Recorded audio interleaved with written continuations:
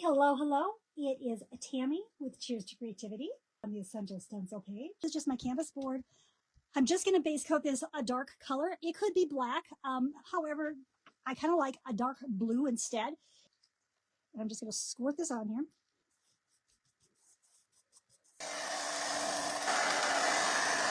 I'm using Décor, but you could certainly use Payne's Gray and any other brand as well. It's going to be the same. Prussian blue would be another beautiful dark night option. Good. Okay, so I'm going to grab not white, but a really, really pale gray. It's called Gray Sky. And first thing I'm going to do is I want to be able to see some distant stars. So I'm going to put just a tiny bit of this out. So I'm just going to take, this is plain water. I'm just going to make this a little thin. We have the moons and cows and bats. Let's go ahead and put a little bit of color on here. It'll be a little harder to cover since I put the blue down, but that's okay. We might have to give it a couple coats, but that's all right. Let's go ahead and use this one for this. I'll just use one of the mini ones. And I'm just going to go ahead and give it a quick coat because I know it's going to need another coat just because it's such a light color. I just use baby duck on that. I'm going to dry it. And we're just going to go ahead and give it another quick coat. Just a tiny touch, I believe. Yeah. Of a gold too. So this happens to be Emperor's gold, but you could do any gold you wanted. Just a tiny touch. Just a little bit of a gold shimmer. Okay. So now that I have a fun moon, how's our moon looking? Our moon looks pretty good. Let's use some stars because we want some of these to look like they're more in the distance. And if they're softer, they'll look like they're more in the distance. So let's do one over here. Distance, then some of them. So that is why I'm doing what I'm doing. Okay. So I'm going to pull this up just so you can get the idea. So some of them look like they're more in the background and some of them are a little stronger. Always kiss me goodnight. So I'm going to line it up with the edge of my canvas board so that I know it's straight on the edge there. And I think this is going to be good. I think we're just going to do this in the white paint.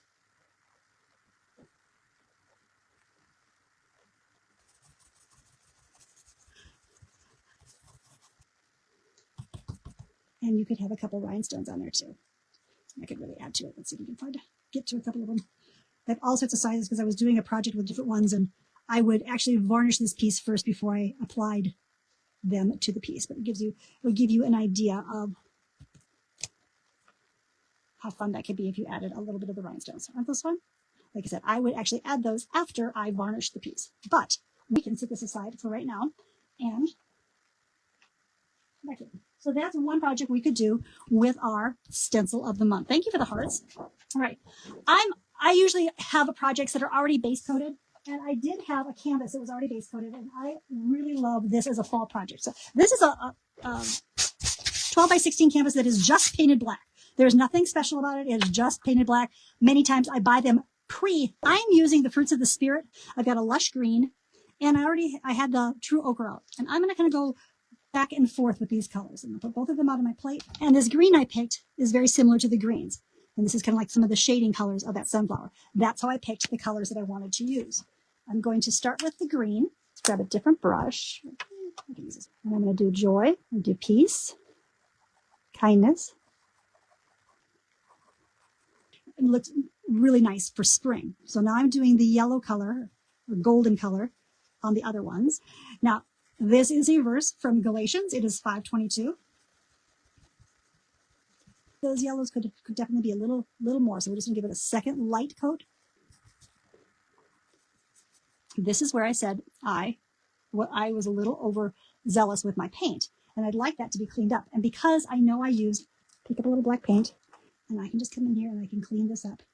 I'm just merely going to put this up here. I know this paint is dry, but if I had any doubt, I would hit it with a blow dryer first. We are going to burnish this onto the canvas, but because I have that piece of wood underneath there, it's much easier than the give of a stretched canvas. Now, you sometimes see a little bit of a shadowing here. That will go completely away when you put a coat of varnish on it, and I will make sure I show that to you afterwards. Now, start up on the transfer itself, just so it gets a little longer. Tiny bit that kind of branches off. And so there is the Fruits of the Spirit with just the simple little sunflower. We're going to use the autumn market on the truck. Now, I'm going to start by just cutting around the truck. Oops. I'm going to lay it with my hands first. We're going to burnish it in. Oops. And just like the one I did before, I'm going to go both directions first. I'm going to go Make sure I'm getting it all in there. And then I will slowly start to peel this off. That's where I'm not supposed to go away because I come back and it takes me forever to get back in the groove. All right, all right. So we've got this gorgeous truck. So we've done one of our a couple transfer projects. Do I know the size of this? 16, so it's going to be 12 by 16. It's 12 by 16 framed. So I have a couple of very small projects to show you. Now, we're going to start with this little cowbell, okay? This was from the No Longer Just Dollar Tree. And I'm going to use a couple little transfers from gnomes. This is from Fall Forest Gnomes. I'm going to put this little squirrel down here.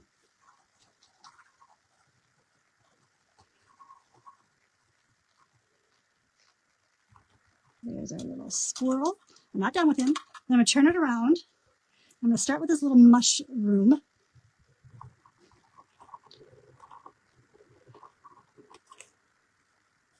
Snip this off, this little hedgehog. I'm just going to grab a little bit of that brown paint I had and make sure we are in the ground.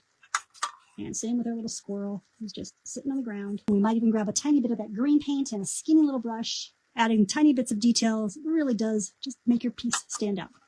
Cute, cute, cute. Okay, where are we at? We got a cute little bucket that I picked up at the Goodwill store. And voila. And since we already know we have that little bit of a brown sitting here, why not take just a tiny bit of brown and just make sure he is in the ground, sitting on the ground. And there you've got this cute little bucket. This is a turntable that had some printing on it, okay? And I sanded it off. You can still see part of it, but I think the transfer I want to use is going to cover most of it, and if not, I can go ahead and fill in some sky area. So I'm merely going to do the turkey. I'm not going to do the words. I'm going to have to cut around part of the bottom. We're going to get this on here. Do I want to leave some of the words? I might leave free-range turkeys. I might leave free-range turkeys. Let's come down here like this. And again, we are going to find our tool. I haven't moved, but yet somehow I've managed to misplace it.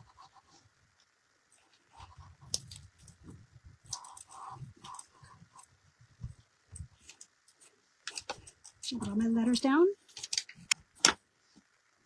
All right, well, I've just about got this off. We're going to look for some winners. It just turned 8 o'clock. We're pretty darn close to being done.